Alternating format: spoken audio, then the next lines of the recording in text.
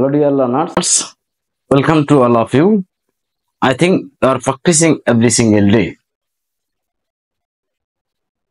So, we are going to discuss the important topic completing a story. Right? আমরা অনেকেই free hand writing পারি না, অর্থাৎ একটি আনকমন কমপ্লিটিং স্টোরি বা যে কোনো কিছু আসলে আমরা নিজে থেকে ফ্রি হ্যান্ড রাইটিং করে লিখতে পারি না, বা অনেক কমপ্লিটিং স্টোরি বইতে রয়েছে, এতগুলো স্টোরি পড়ে মনে রাখতে পারি না। পরীক্ষার হলে যখন আমরা পরীক্ষা দিতে যাব, তাহলে অবশ্যই আমাদেরকে কমপ্লিটিং স্টোরি লিখতে হবে। এখন যদি আমরা কমন না পাই, তাহলে আমরা লিখতে পারবো না। আর এইটা পরীক্ষার হলে এবং সুন্দর মার্কস পাবে, এবং পরীক্ষার হলে আনকমন কমপ্লিটিং স্টোরি আসলেও লিখতে পারবা। সেই জন্য আজকের ক্লাসটা। Okay, let's get started the class. একটা আনকমন কমপ্লিটিং স্টোরি লিখতে গেলে তোমাকে প্রথমে প্রশ্নে যতটুকু কমপ্লিটিং স্টোরি দেয়া থাকবে, প্রথমে এখানে লেখা আছে যে এখানে প্রশ্নে যতটুকু দেওয়া থাকবে সেটুকু লিখতে হবে। অর্থাৎ তোমরা জানো যে প্রশ্নে কমপ্লিটিং স্টোরির কিছু অংশ, অর্থাৎ 2 লাইন 3 লাইন এরকম লাইন দেয়া থাকে, তোমাকে ওই লাইনটা লিখতে হবে। দেন লিখতে হবে the following story is pleasant. In this story there is one situation through which character, which main figure in this story, in the story. Okay, as we come to know through this story, here is suspense what makes to a story entertaining. The story based on a situation which is related to human life. There is some point below the story. All points are essential for our daily life. দেন তোমাকে কি করতে হবে, story name দেয়া আছে, story name played an important role. Okay, story নেমটা তোমাকে দিতে হবে।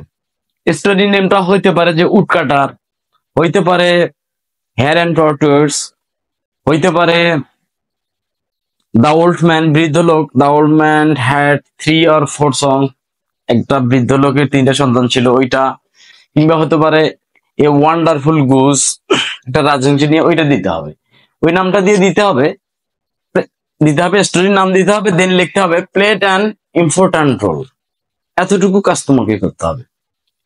দেন লিখতে হবে হি, যদি গল্পটা ছেলেকে নিয়ে হয় তাহলে হি লিখতে হবে, যদি মেয়েকে নিয়ে হয় তাহলে সি লিখতে হবে, এবং যদি কোনো বস্তুকে নিয়ে হয় তাহলে ইট লিখতে হবে। ওকে, তারপর লিখতে হবে was the main character in this story. Basically the above story was really interesting and educational for us. এতটুকু কমপ্লিটিং স্টোরি লিখলে, যদি তোমার লেখা, হাতের লেখাটা খুব সুন্দর হয় এবং তুমি যদি সুন্দর সাজায় গুজে লিখতে পারো, তাহলে আশা করি তুমি যথেষ্ট ভালো মার্কস পাবে। এইটার পড়ার কারণটা হচ্ছে, এই ফরম্যাটটা পড়ার কারণ হচ্ছে, তুমি যদি কমপ্লিটিং স্টোরি কমন পাও পড়ে গিয়ে, তাহলে সেক্ষেত্রে তো কোনো কথা নেই।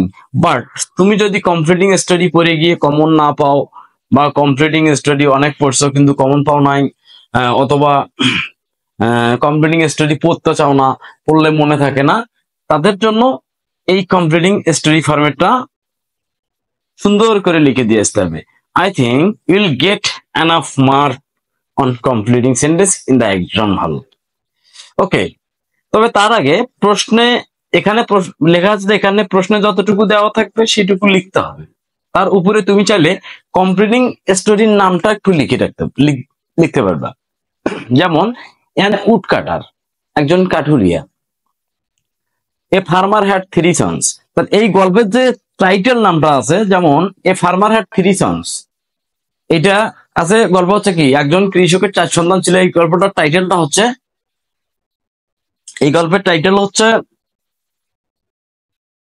ইউনিটি ইজ এ স্ট্রেংথ, একতাই বল। তারপরে রয়েছে হলো একজন কৃষকের একটা রাজনীতি ছিল, এটা হচ্ছে গ্রাফ চল ল চল, অতি লোভে তাতি নষ্ট। এই রকম যে গল্পের যে টাইটেল গুলো আছে তোমাদের বইতে আছে, এই ধরনের গল্পের টাইটেলটা একটু বাড়িতে পড়ে নিবা। তারপরে তুমি প্রথমে লিখবে এখানে প্রশ্নে, তারপর লিখবে এখানে প্রশ্ন, অর্থাৎ প্রশ্নে যতটুকু দেওয়া থাকবে সেটুকু তোমাকে লিখতে হবে। দেন তারপরে the following story is pleasant, এতটুকু থেকে শুরু করতে হবে। I think Yule get the mark in the exam হল if you study this and you use this format. And এরকম যদি আরো তোমাদের অন্য সমস্যা থাকে, কমপ্লিটিং স্টাডি বাদ দিয়ে যদি প্যারাগ্রাফ থাকে, বা একটি ডায়লগের ফর্মেট দিয়ে অনেকগুলো ডায়লগ করা যাবে, প্যারাগ্রাফ একটি ফর্মেট দিয়ে অনেক প্যারাগ্রাফ করা যাবে, good side paragraph, bad side paragraph, অবশ্যই কমেন্ট বক্সে কমেন্ট করতে পারো। আমি চেষ্টা করব এরকম ভিডিও দেওয়ার জন্য। And till then, be safe and sound, and thank you for watching video.